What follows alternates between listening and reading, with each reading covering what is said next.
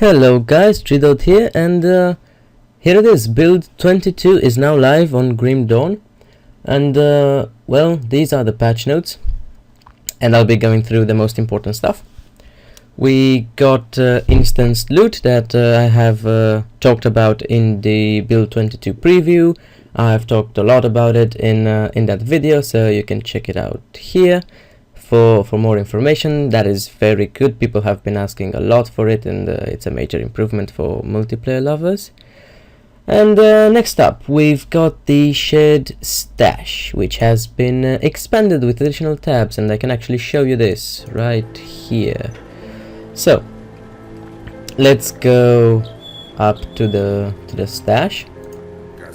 There's the smuggler, and we've also got inventory auto sort, which you can see right here, and it has been a bit redesigned in the character inventory as well.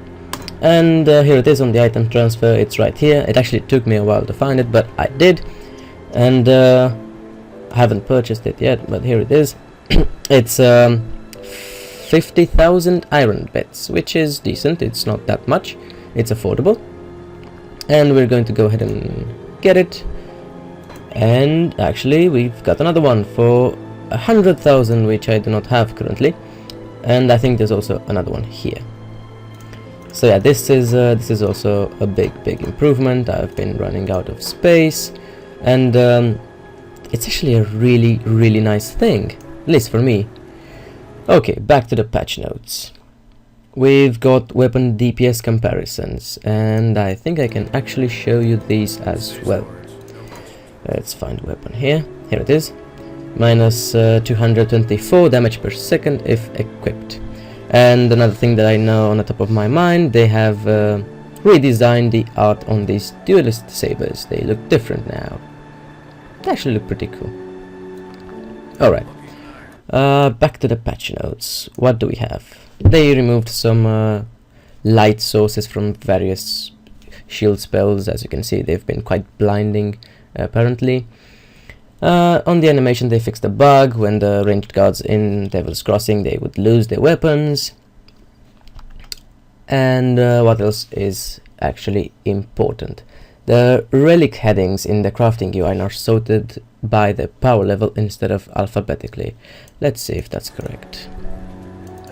Okay, so here it is, and we now got empowered relics and transcended relics, and the mythical ones, which are not in the game yet.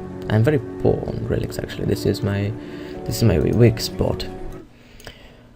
Alright, what do we have next? We've got some changes in PvP. Player damage and the duration of crowd controls effects, such as stun, are now reduced by 50%, so that should make PvP a bit better, and actually I'm sure it will make it better.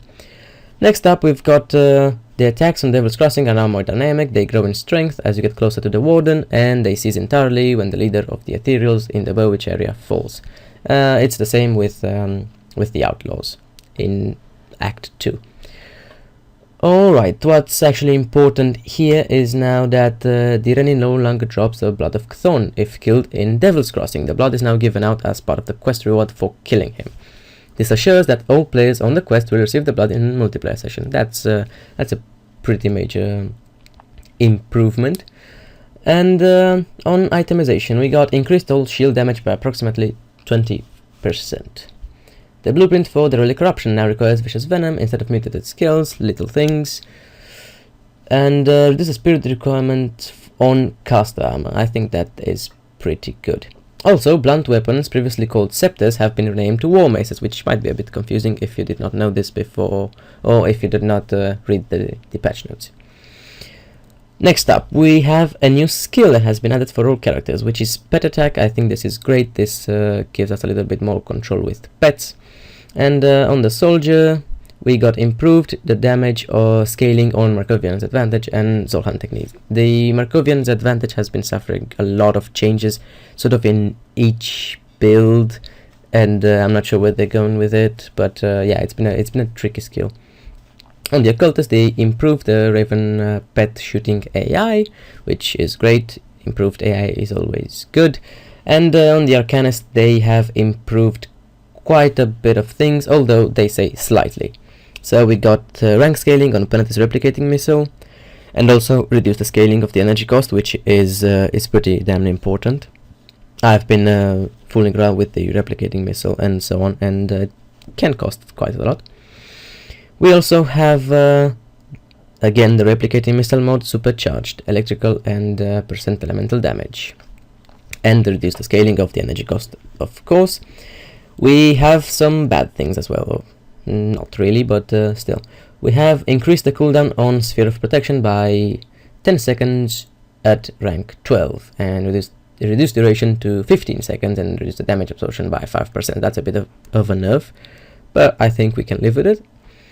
And this is also a very good thing. Increase the pet bonuses from Manifestation Transmitter, as they did not properly account for the penalty from to the order. That doesn't sound right. Okay. There was no advantage going from rank 2 to 3. And well, honestly, that's pretty much it for build 22. It's been an interesting build, an interesting patch. It's been a very expected one, and really good for us, because as you can see here, several highly requested features have come online. Many people requested these things, and it's great that the developers were actually listening to us, and well, they gave us exactly what we wanted, so that's great. Well, thank you all for watching. I hope you've enjoyed this little review, and go and play the game. Thank you all.